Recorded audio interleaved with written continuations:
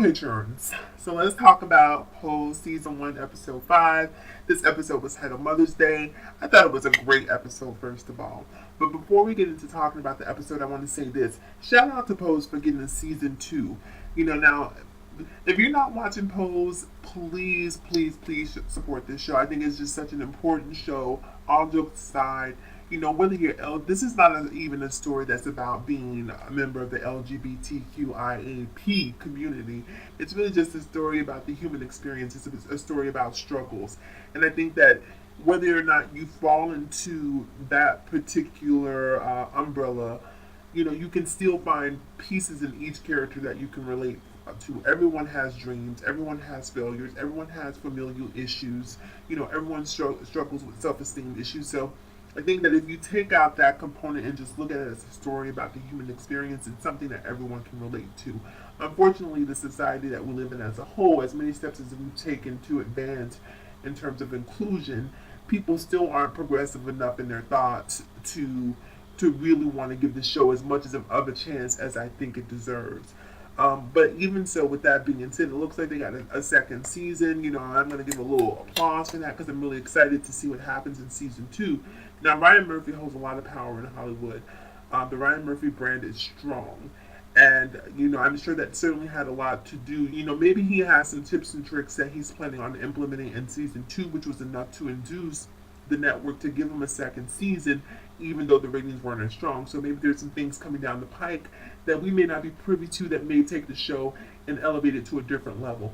Now, I've been reading the reviews about the show, and a lot of the criticisms that I've read have been criticisms that are essentially people who were not fond of that particular time period. People want to see it set in they want to see more modernity. They want to see it set in today's date and time, which I think is okay, but I think that it's really important to know your history.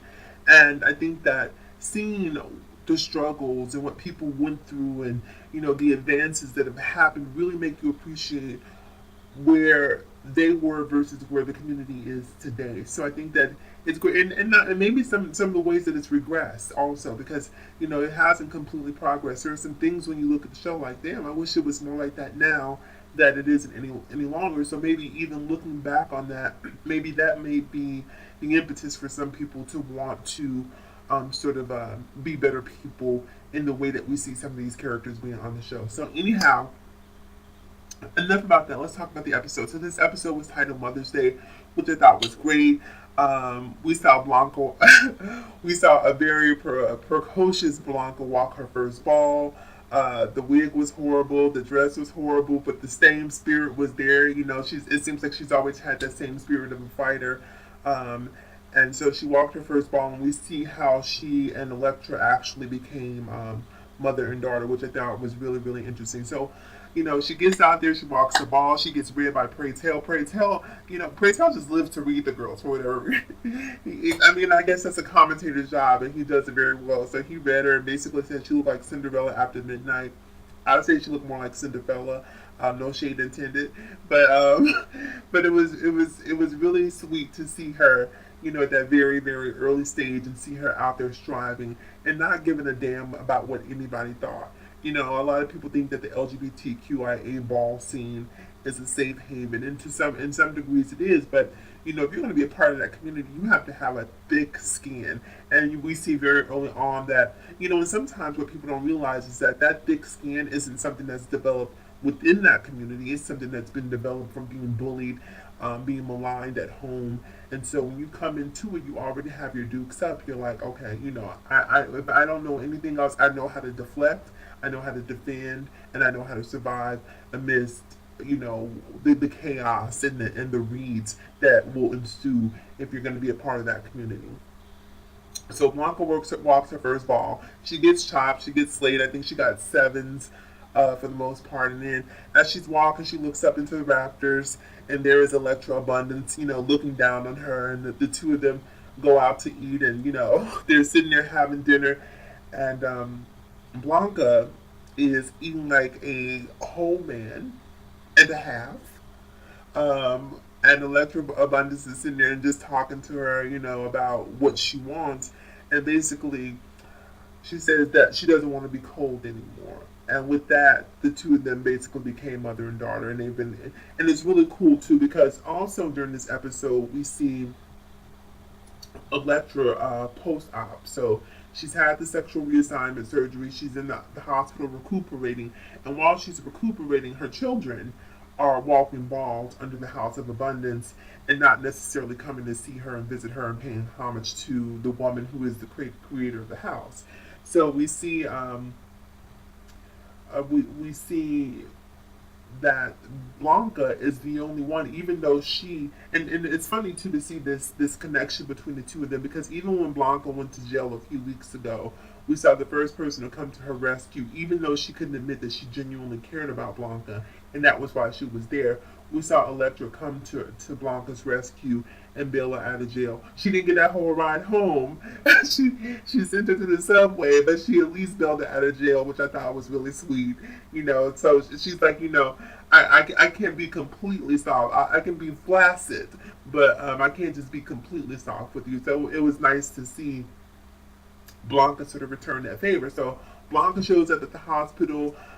Electra is in there recuperating, and she's purchased herself flowers under the guise of them being from her suitor. And basically Blanca calls Electra on and like, girl, this man didn't send you these flowers. Like, who are we playing with? What are we doing, girl? We know you bought those flowers for yourself, and that's cute, mama. I mean, like, if that's what you need to do, if that's how you feel, then go right ahead and you do that, okay? But she read her and said, girl, no, you didn't buy them. He didn't buy them flowers because had he have bought those flowers, girl, based on what I know, girl, it would have looked like a funeral up in here. But, girl, this little piddly bouquet you have going on up in here, girl, it's not fooling anybody. So, but Blanca bought flowers, so the two of them sit down, and um, Electra to me is the transgender Cookie Lions, right? That's really sort of the character that I see that they're evolving her into. Like, she's sort of this hard nosed, brash, body broad who takes no nonsense. She's known for one liners and reads like she doesn't play. Because even after Blanca walked the first ball, she came outside of the ball and there was these other queens, who were, there's this hierarchy in the LGBTQ community, even among transgender women. So the more passable you are, the more real you are.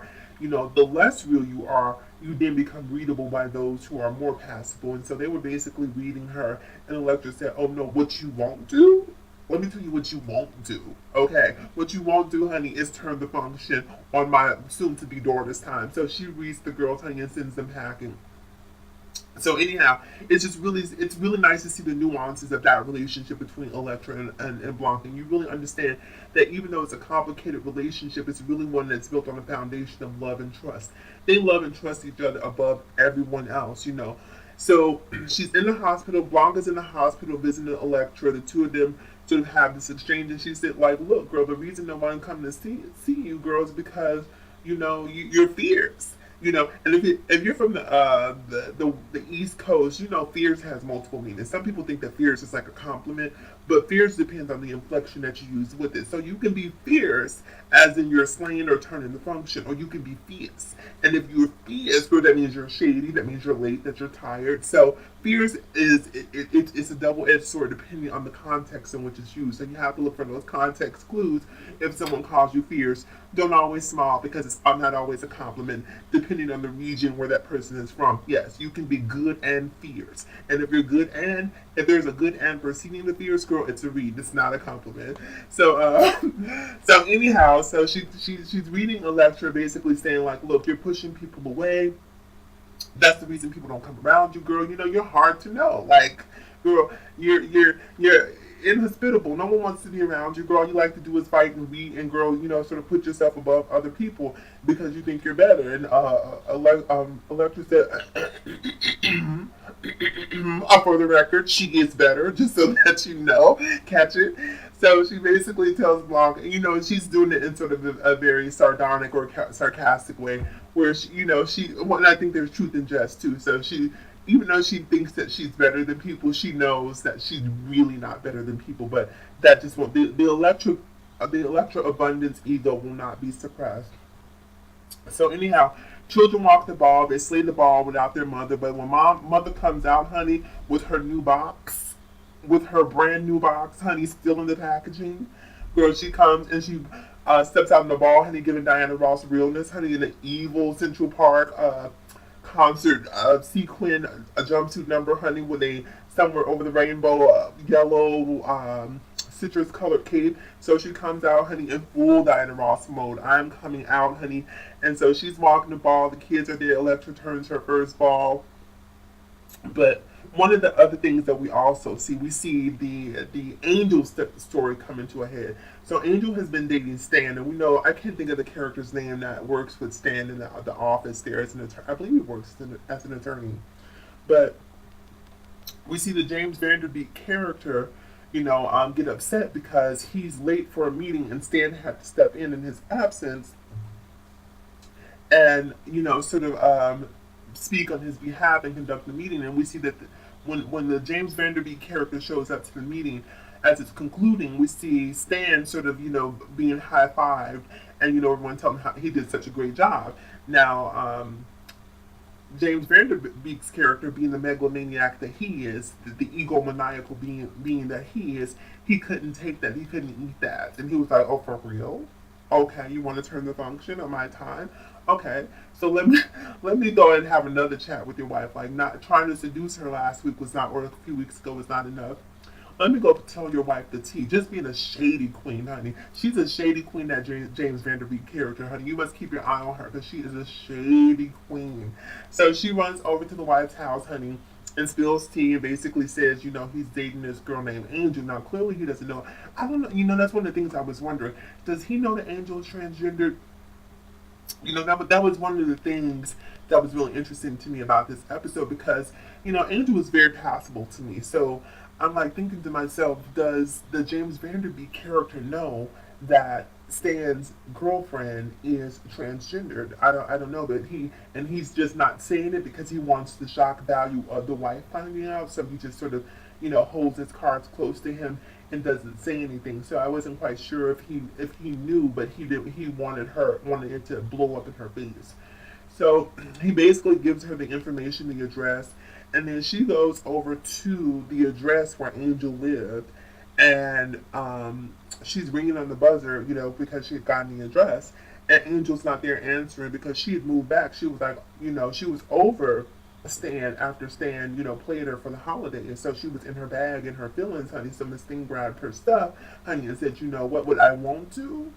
What I want to, honey, is sit up here, honey, sit and pooch and something that you purchased, honey. I'd rather struggle than to be up in this piece. And so she basically pieced out, left the apartment, and went back and lived with Blanca. And they were reading her for doing it, but she felt it was the right thing to do. And I can agree because I'm kind of that person too. I'm just like, it's like being it's like cognitive dissonance. You'll suffer to prove a point. So I definitely get a person who sort of follows that pathology. So she goes and she's living back with Blanca. Then they walk a Mother's Day ball together. But unbeknownst to her, the wife had gone to her apartment and gotten all of the information about who she was and where she had forwarded her information to by the shady superintendent. Now, first of all, I mean, I know that they can't write this into the script because it's too much of it's not really pivotal or not really essential to the script. But she needs to be suing that landlord because that was another thing too. Like no one ever commented on her being transgendered, so I'm not sure if they knew she was transgendered or not. But the wife goes to Angel's building and she buzzes, doesn't get in. She talks to the super. The super pulls her into the office after she convinces him that she really needs the information about who this girl is that was living in this apartment, because I believe my husband is responsible for getting her this apartment. And, the super's like, well, I have daughters too, and if this were happening to them, I'd want them to know. And he basically just puts Angel's contact information at the very least in the streets. Like, why would you how do you know this lady isn't a killer? Like, why would you give her information? So if it's that, but you know what, that's that white privilege. That's that white privilege, because I guarantee if my black ASS would have stepped up in there asking for that information, he would have turned me around at the front door. Anyhow, so He gives her the information. She takes the information, and she goes. And then she goes to Blanca's apartment. But when she gets to the apartment, Blanca and the rest of the house are still there. The only one that's there is the, what is he, Italian, Hispanic? You know, the sort of the bi guy is there. So he's there, and she's like, is Angel here? He's like, no, she's, I can take you where she is. And she's like, oh, I have a car downstairs. And he's like, oh, bet, let's ride. I'm showing up in style because the kids are gonna live for this. So he takes her to the ball. The kids are walking, and so this is a whole new world for her. Like she is, she is a fish out of water in this environment. People are talking about her being real, asking her who her doctor is, and she's just completely discombobulated, trying to take in everything that's going around her. And so there's all of this, trans activity happening. And so in that moment, we see her, but it's hard. There's no dialogue happening, so it's really hard to connect with what her inner thoughts are. So the whole time you're wondering, does she realize that the women that she sees in front of her are not cisgender women, but transgender women? But we never see that connection. So at some point, she's sitting there watching the ball, and then it's Angel and Blanca walking together. And as soon as she hears the name Angel, she starts peering over the crowd to see, okay, who is this girl? Now, she can say whatever she wants to say about her husband cheating, but he chose a fierce girl to cheat with. So at the very least, you can't be up there like, calling her out for not being feminine, for not being a woman. So Angel's walking the ball, and then after the ball is over, she's leaving, saying her goodbyes to Blanca and what have you, and she turns around, and there she is face to face with the wife, and that's how the episode ends. Now, it looks really interesting because it really seems like the wife and Angel are actually not. I don't know how contentious the relationship is because I don't know how civil you can be if someone's sleeping with your husband. But it looks like the two of them are actually having a conversation, and she's sort of, fishing for information from Angel about exactly who she is, what she is, and how it relates to her relationship with her husband. And we also see that Stan, he had enough of the James Vanderbeek character, and he basically takes off on him in episode 6. So that's episode 6 that's coming up next Sunday. I'm telling you guys, if you're not watching Pose, please tune into this show. Please, please, please. It's such a good show. I mean, for me, if you like Empire, if you like Star, this is essentially right there in that same genre. It's sort of soap opera-esque, but it's edutainment. It's really, really informative. It's really educational. There's a lot of really, really important life lessons that I think everyone can take away from it. So if you're not watching it, please watch it. And if you are watching it, tell a friend. We have to do what we can do to keep these ratings up because this show is a phenomenal show. And I would hate to see it go away during season 3, or hate to see in the middle of production for season 2 suddenly the network pulls the budget for the show, what have you. But in any case, I just really think that it's really, really a great show, and I want to see it continue. So make sure if you haven't been watching it, tune in. If you have been tuning in, tell a friend. Do whatever you can take to help get this. So tweet about it. Instagram, Facebook, whatever you have to do to help make other people aware, because I think that's probably, I think awareness is a large part of the show. Maybe it's not even the subject matter. I don't think that the advertising has really, really been strong enough to garner the viewership that the show deserves. Anyhow, you guys, have a good day. I'll talk to you again soon. Like, comment, subscribe, and share. Bye.